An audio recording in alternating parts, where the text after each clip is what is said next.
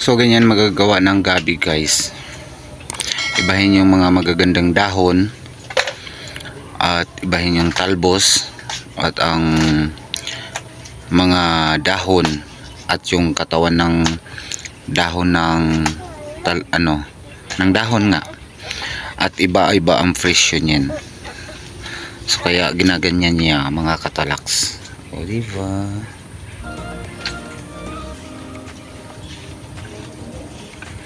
So yan yung kasama ni Kuya Puding na bingi. Si Kuya Puding ang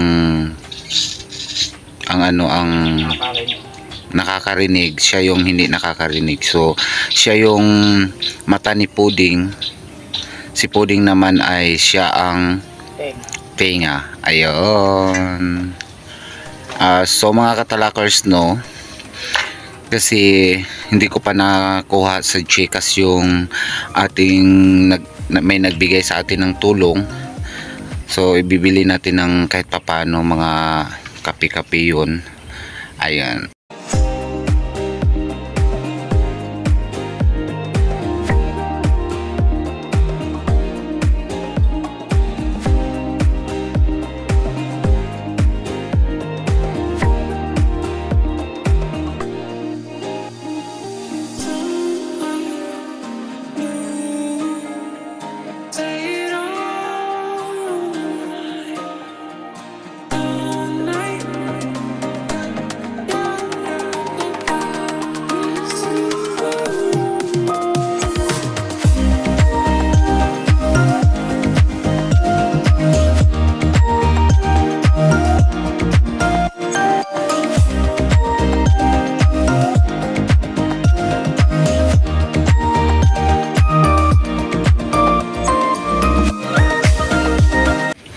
So guys, no, tatanungin natin siya.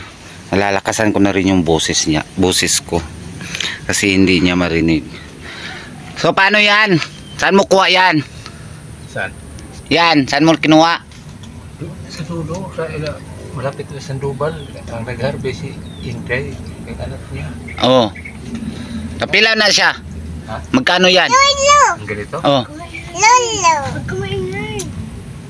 15 isa. 15. So magkano kanyan lahat? Mga estimate mo magkano? Sa bilang, Depende sa bilang. may mga 300 siguro. Kasi kung kasali sa Hinimay, maabot ng mga 500 sa Aris Himay. Oh, yun guys, kasali daw ang himay at saka itong dahon at saka ito. Saka yan, magkaiba kasi ang presyo. So abot ng mga 500 o 300. So depende sa himay niya. Ito magkano to? Ano? Yan. Ito? 15 rin. 15. Ito malaki. 15 rin. 15 pesos din. Ganyan kalalaki guys, oh. Ayan siya, dahon. Tapos ito, balatan mo pa. 30 isang balot. Balat. Balot-balot lang yun. Hindi mo na balatan. 30 bawat balot. Tanggal niyo ba? Ganito plastic-plastic. Hindi na balatan. Balot pa? Balatan pa nga talaga guys. Ayan, 30 ang isang balot ilagay dito sa plastic. Hiwa-hiwain. Ayon pa. Madali lang yan. Ito lang babalatan. Kasi para diretso na luto. Kasi yun guys, yung dahon niya gagawin nila na hiwa-hiwain niya para parang direct na ang pagluto kaagad. So ito babalatan niya, ihalo na niya, ipaghalo na sila ganun. Dami yan. Hindi. Depende sa sa Order. balot. Kasi halimbawa yung isang ganito,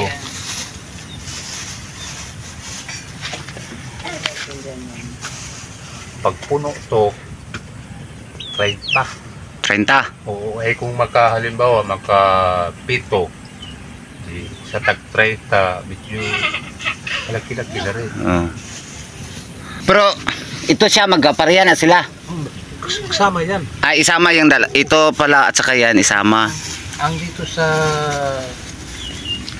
ilalim, kalahati yan tangkay.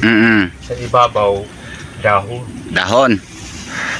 So ibig sabihin guys, itong tangkay sa ilalim, kalahati ng plastic na yon. So ang kalahati din yung dahon. So 30 pesos yun. So ganyan lang yan guys pagbalat guys. So yan. Ganyan ang pagbalat.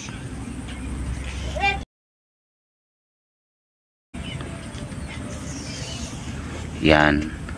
So maano masyado paggawin siya. So yun, balat na. O ganun ng pagbabalat pala ng Yan. So guys, ito na yung kasama ni Kuya Puding. So nagkita kami ngayon dito kasi dito siya sa naghihimay ng gabi. So si Kuya Puding nasa bahay daw nila. Ayan. Ganyan ang pagbalat. So guys, alam na natin guys kung paano guys ha.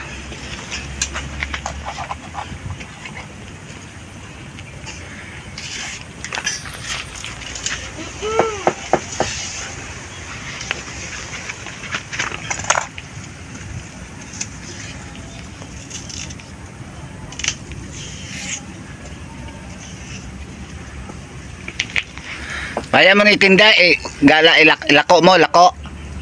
Lalaki. Lalako mo. Lalako niya guys. So siya yung tagalako.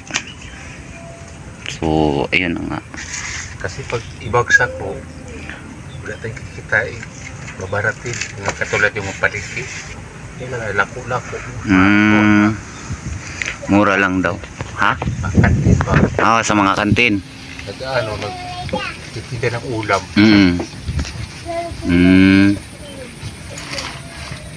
So hindi niya inano sa mga tindahan-tindahan kundi sa mga restaurant yung nagluluto ng ulam kasi mas medyo hindi binabarat daw. So ayun. So di ba? Ang bilis lang ng maghimay niya. Ganyan ng mga katalaks no. Ayan na guys no, tapos na siya magbalat, so hiwain na rin niya ngayon. So papanoorin natin yung paghihiwa niya.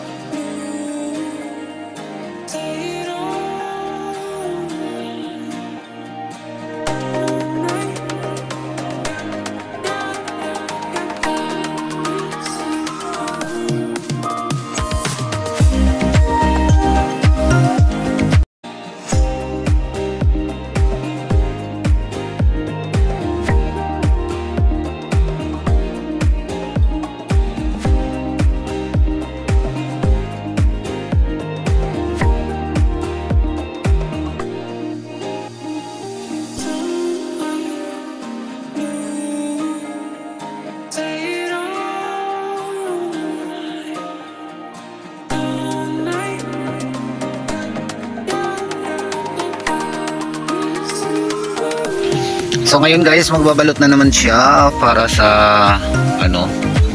Ay. Magbabalot siya, magbabalot. Ganyan. Balutin mo ako.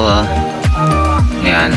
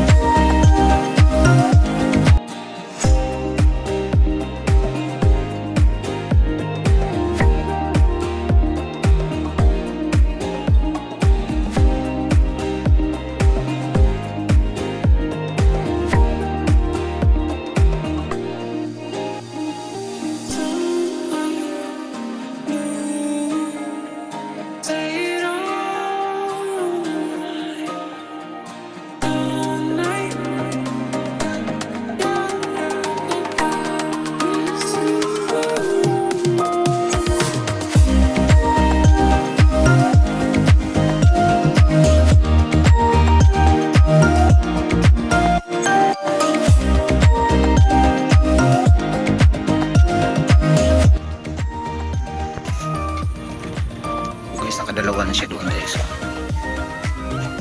Dalawa na 30, 30, 60 na yun. 90, pangatlo 90 na yan. So abot siguro na siya 6, so 120. Kung 6, kung 6 piraso sa tag 30, wow, marami-rami na rin. O diba 3 na. Okay, tapos marami pa to. So guys, finally guys, bali 6 na piraso lang ang nagagawa niya. So 180 yan. Yung 6 na yan 180. So 6 lang talaga ang nagagawa. Tag 15 pesos ang isa, so ilang piraso yan. So maka 300 din siya. Ayun. Diba guys?